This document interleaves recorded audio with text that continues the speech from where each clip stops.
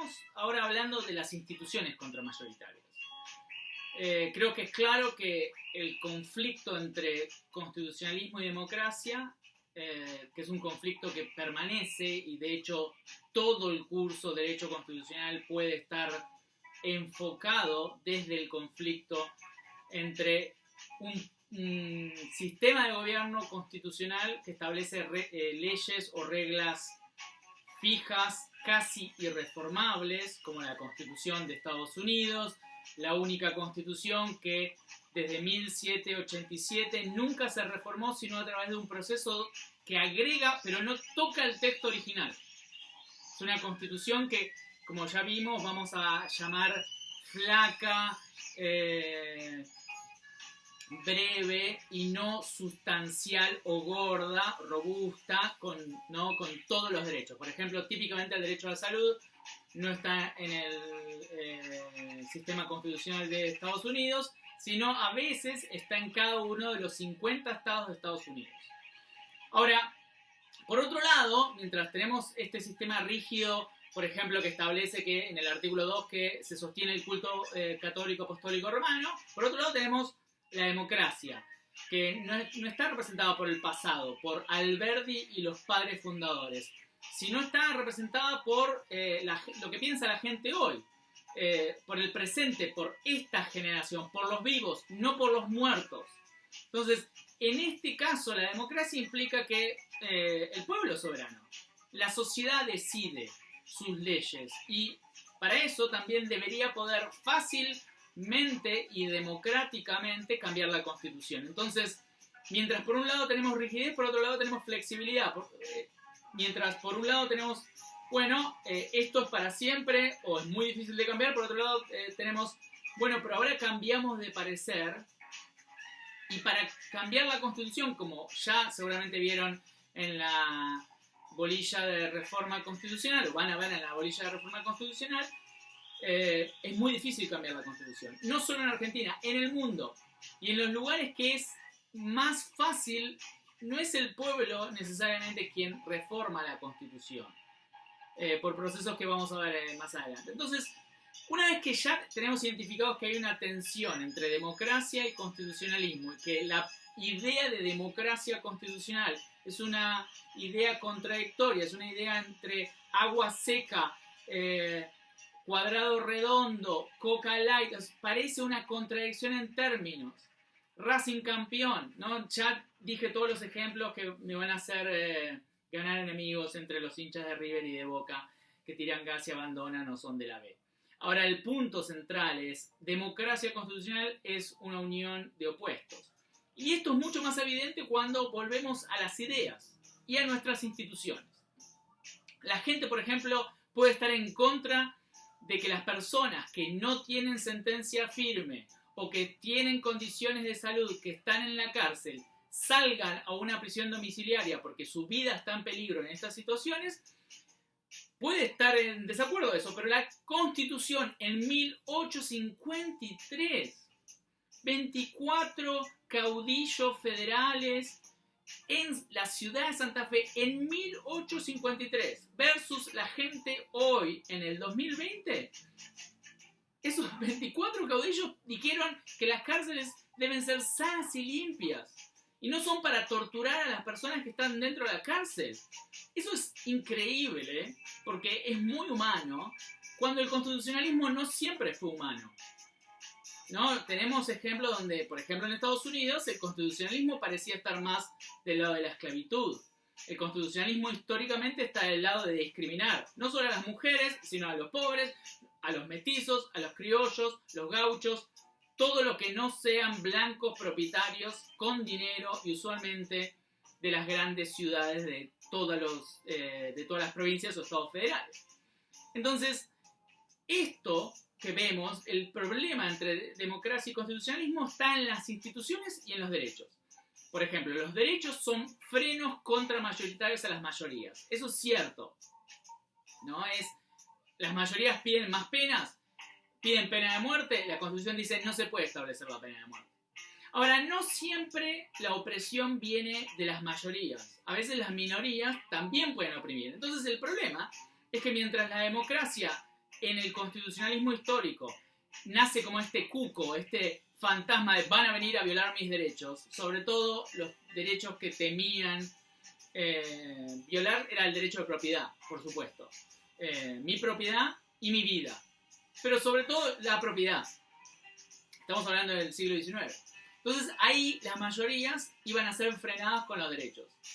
Van a ver más adelante en estos videos que yo también desconfío de las minorías, que es algo que el texto de Holmes hace desde mi punto de vista muy poco. En general, Holmes, como buen liberal, no liberal como hoy se entiende liberal en Argentina, sino liberal de los derechos constitucionales, temen las mayorías.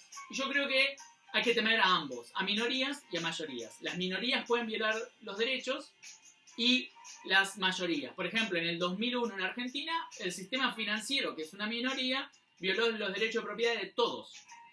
Hoy, cuando uno gana en pesos en Argentina y hay una especulación financiera terrible, no es la mayoría la que especula con los dólares, es una minoría, lamentablemente. Y así muchas cosas. O sea, las corporaciones son minorías y violan nuestros derechos digitales todo el tiempo en Facebook, Instagram, Google, YouTube. Entonces hay grandes problemas que no son necesariamente a las amenazas de la mayoría. Pero la Constitución sí está pensada desde esa amenaza. Entonces, ¿qué hizo?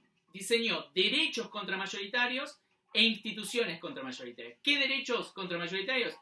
Derechos que nos parecen muy razonables. El principio de inocencia, el principio de juicio justo, el debido proceso penal. Eso que evitaba que la mayoría se junten en una plaza y quemen a alguien. El linchamiento. Y por supuesto que todos nosotros y nosotras debemos estar de acuerdo con esos derechos.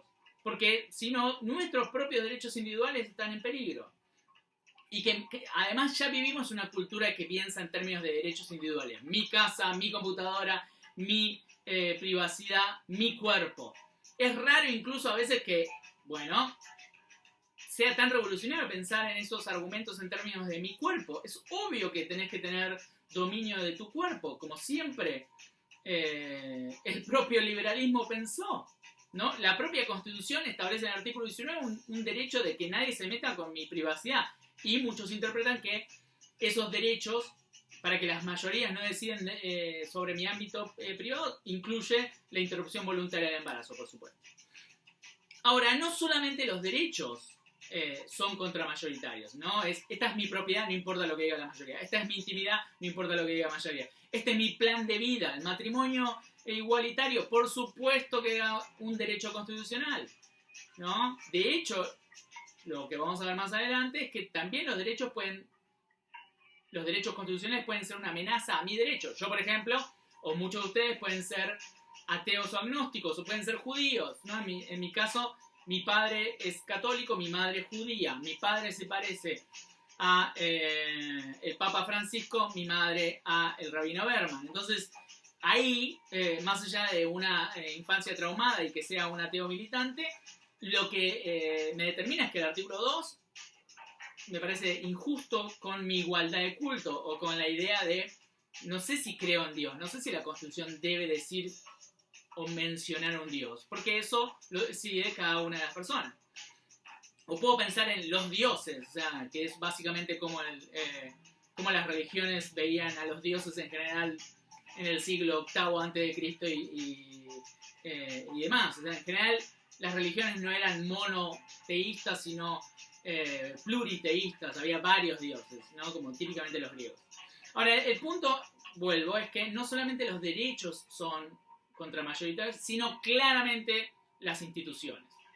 Y eso está mencionado por el texto de Holmes cuando cita a John Elster, un cientista social noruego que vino a Argentina hace un tiempo a recibir un doctorado. Yo lo conozco, lo conocí y tuve la posibilidad de charlar con él. Y John Elster, que es un demócrata, analiza qué mecanismos antidemocráticos están en la Constitución. Por ejemplo, el bicameralismo. ¿Cuál es la idea del bicameralismo originalmente? Bueno, incluir los pobres y los ricos. Incluir las mayorías, los diputados que representan al pueblo, y el Senado. La idea del Senado no es que el Senado represente al pueblo. El pueblo es la Cámara de Diputados, que es un equivalente en el sistema inglés de, básicamente, la Cámara de los Comunes. Y la Cámara de Senadores es el equivalente a la Cámara de los Lores. ¿Qué es un lord? Alguien que tiene plata, propiedad o títulos. Típicamente títulos y o propiedad.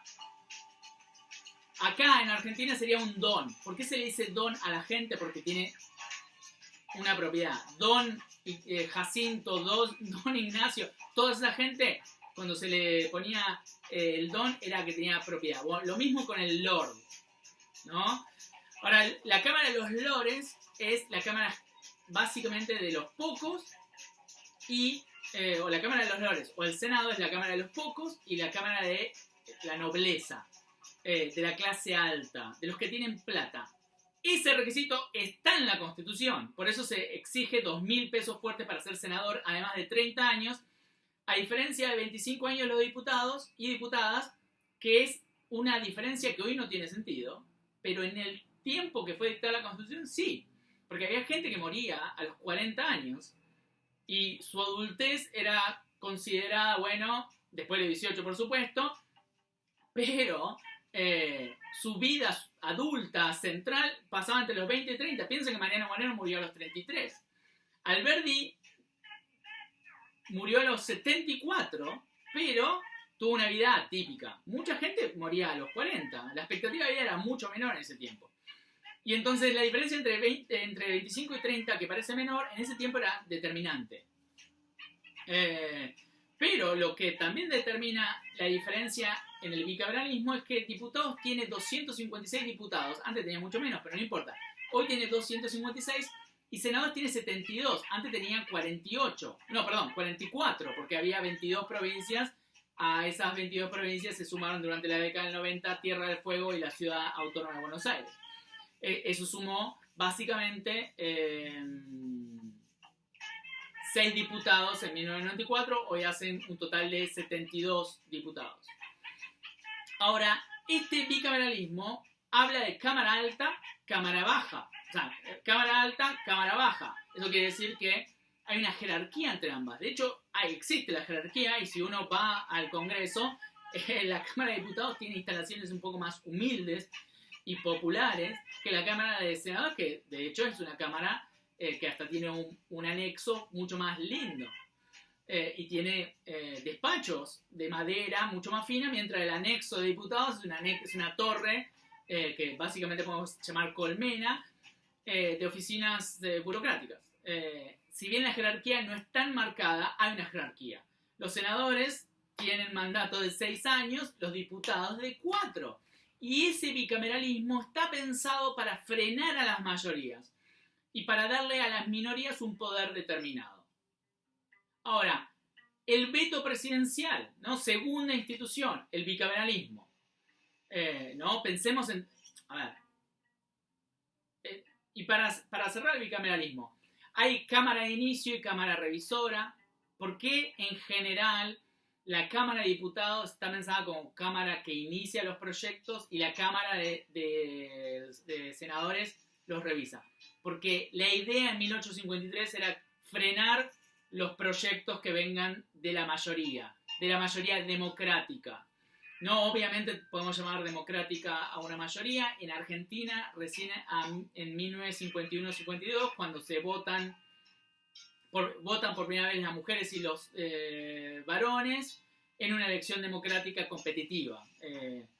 La anterior experiencia pseudo-democrática es la de, por supuesto, Irigoyen, señera, o sea, que marca un hito en la historia, con la ley Sanz Peña de 1912 y con la elección de 1916, pero hay una gran ausencia de las mujeres que no puede considerarse una democracia con parcialidad de solo varones, es claro, así como no consideramos los democráticos los gobiernos donde el peronismo estaba proscripto.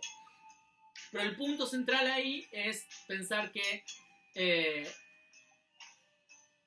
las mayorías democráticas que votan en un proyecto de ley en diputados son frenadas por el primer filtro es los senadores.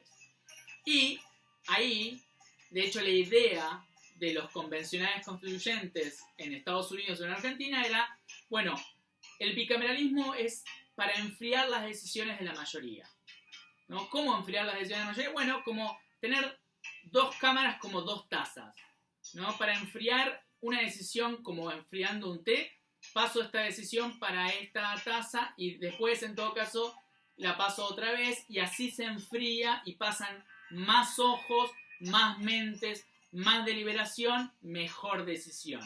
Esa es la idea del bicameralismo. Ahora, obviamente, esa parece ser una idea que hace mejor el sistema, porque es un sistema que filtra mejor las decisiones.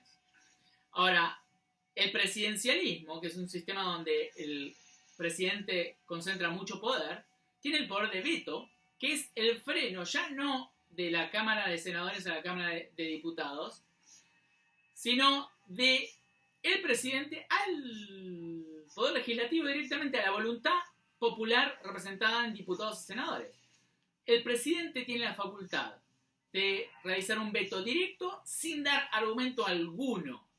Y si el veto tiene efectos totales, por un año censura la Cámara. Censura a ambas cámaras. Lo que básicamente es súper antidemocrático.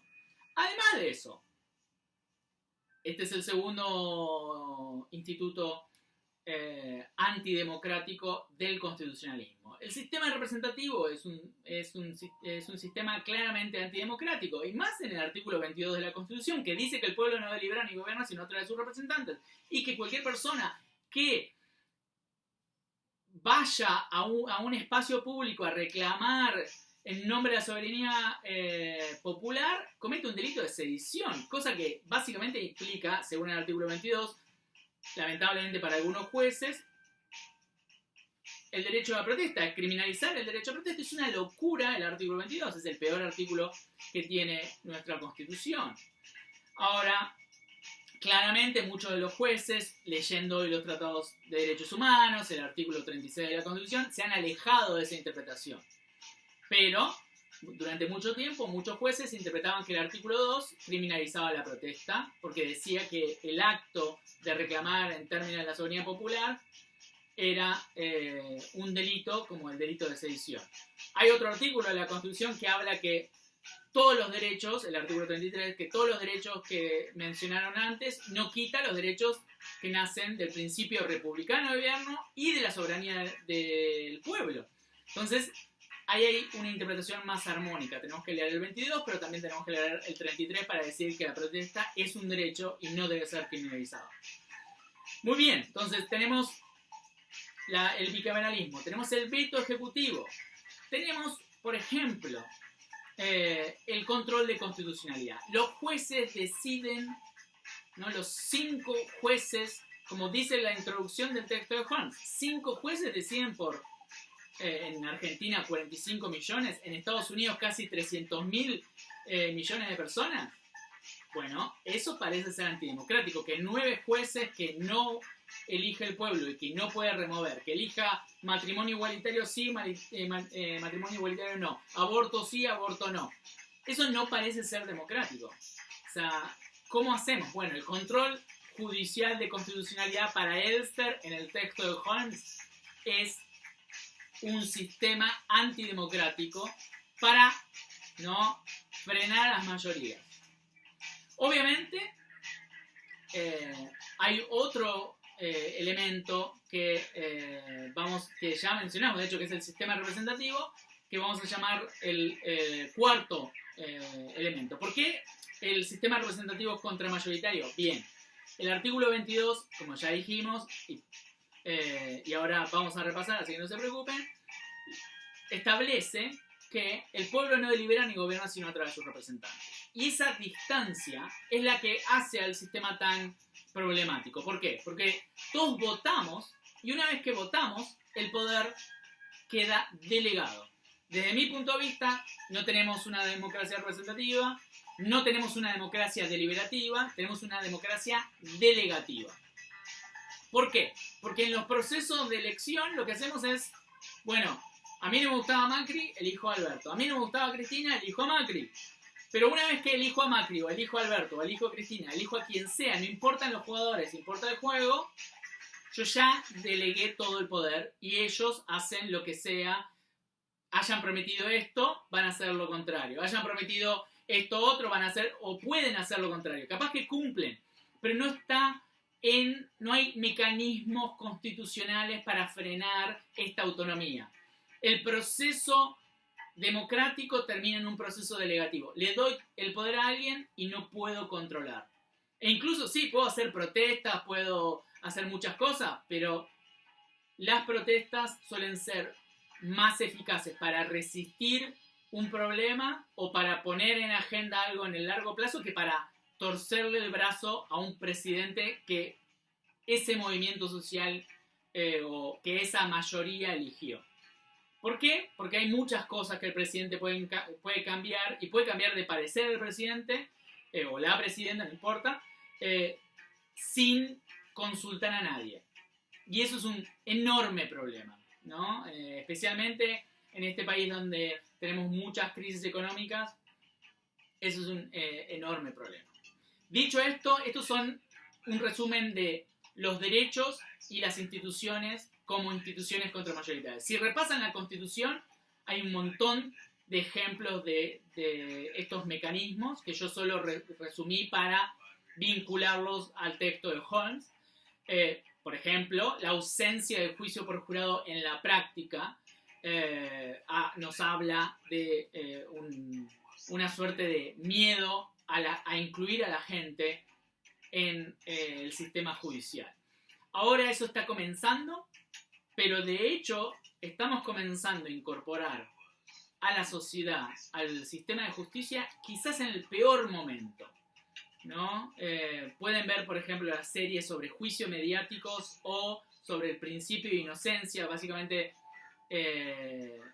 Innocence Project en Netflix, ambas series en Netflix, que demuestran cómo en tiempos de la fake news, en tiempos de la posverdad, mucha gente termina decidiendo conforme a su prejuicio o a lo que leyó en un post de Facebook o de Twitter y no ve las pruebas. Estamos en un momento de antivacunas, de terraplanistas, de crisis en lo que creemos que es verdad, en cómo vemos la realidad. Entonces, estamos ante un momento difícil para pensar en el sistema democrático como un sistema perfecto. De eso vamos a hablar más tarde. Hasta luego.